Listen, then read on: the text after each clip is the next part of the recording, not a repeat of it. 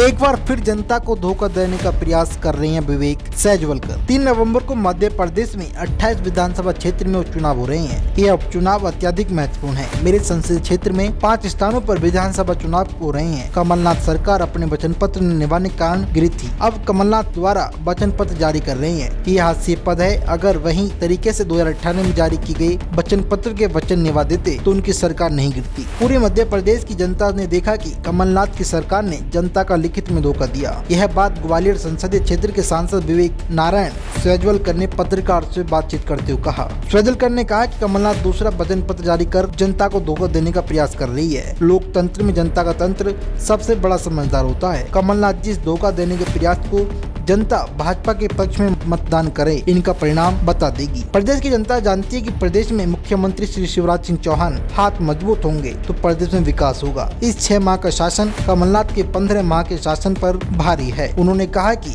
जब मध्य प्रदेश कोरोना संकट में जूझ रहा था तब श्री कमलनाथ आइफा मशगूल थे। कमलनाथ जी ने कोरोना संकट से निभाने के लिए कोई ठोस तैयारी नहीं की थी। सरकार बनते ही श्री शिवराज सिंह चौहान ने कोरोना संक्रमण पर काबू पाया। हम श्री कमलनाथ से पूछना चाहते हैं कि संबल योजना को किसने बंद किया, बेटियों की स्कूटी किसने छीनी, मेधावी छात्रवृत्ति योजना को कमलनाथ डकार गए, वंदे मातरम गायन पर प्रतिबंध क्यों लगाया, मीशा बंदियों की पेंशन किस रोकी। कमलनाथ जी के इशारे पर पूरे प्रदेश में भाजपा कार्यकर्ताओं को दामन किया गया। ग्वालियर में भी 2019 जनवरी में मुझे महापौर पद से हटाने का प्रयास किया गया। उन्होंने अंचल में अपने 15 माह के कार्यकाल में देखिए, अभी कांग्रेस ने वचन पत्र जारी किया है। हम ये पूछना चाहते हैं कि जब पहला वचन पत्र उन्होंने पूरा नहीं किया, जनता के साथ धोखा किया, जो उन्होंने वादे जनता के साथ उस वचन पत्र के माध्यम से किए थे वो पूरे हुए नहीं, और इसी का परिणाम ये हुआ कि कांग्रेस के उन्हीं के मित्रों ने कांग्रेस पार्टी छोड़ी और भारतीय जनता पार्टी का साथ दिया और एक सरकार जो गिर गई। तो अब वो दोबारा वचन पत्र जारी करने का साहस कर रहे हैं।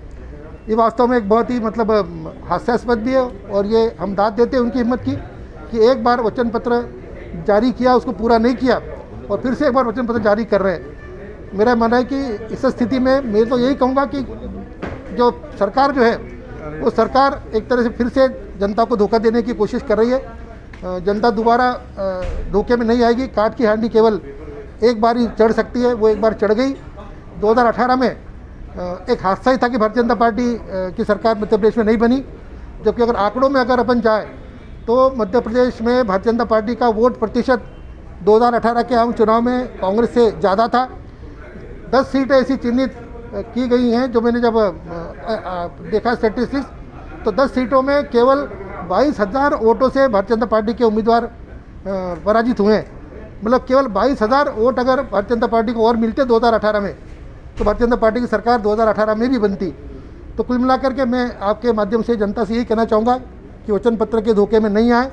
भारतीय जनता पार्टी के शिवराज सिंह जी, जिनका 15 साल का कार्यकाल आपने देखा है, फिर 6 महीने में सरकार में आते ही, मुख्यमंत्री बनते ही जिस तरह से उन्होंने कोविड के संकट से निपटा। देखिए, एक बात हम सब जान लें कि ये जो कोविड का जो संकट हमारे देश में आया है, उसमें से अगर किसी ने उबारा है हमको, तो वो केवल हमारा किसान है। और उस किसान के लिए मध्य प्रदेश सरकार ने, शिवराज सिंह जी की 6 महीने की सरकार ने बहुत सारे काम किए हैं। खरीद हुई है, रिकॉर्ड खरीद इस बार हुई है। सौभाग्य से उत्पादन भी बम्पर उत्पादन हुआ है।